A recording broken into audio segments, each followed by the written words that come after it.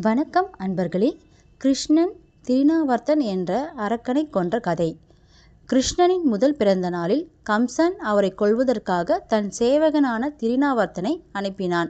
ஒரு பயங்கரமான சூறாவளியின் வடிவத்தை எடுத்த திருநாவர்த்தன் பிருந்தாவனத்தின் மீது திடீரென ஒரு புயலையும் இருளையும் உண்டாக்கி அனைவரின் பார்வையையும் மறைத்தான். திருநாவர்த்தன் குழந்தை கிருஷ்ணன் விளையாடி கொண்டிருந்த இடத்திலிருந்து அவனை தூக்கிச் சென்று வானத்தின் உயரத்திற்கு கொண்டு சென்றான்.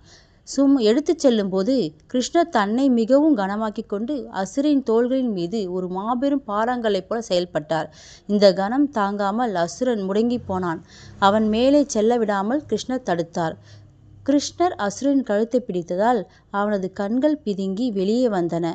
அதனால் அவன் கீழே இறங்கி ஒரு கல் பரப்பின் மீது விழுந்து உயிரிழந்தான். இந்த இறந்த அசுரனின் மார்பின் மீது சௌகரியமாக அமர்ந்திருந்த கிருஷ்ணன் காயமின்றி காணப்பட்டான். இதைக் கண்ட அவனது பெற்றோர் நந்தனும் யசோதையும் மகிழ்ச்சியுடனும் ஆச்சரியத்துடனும் திகைத்தனர். நன்றி.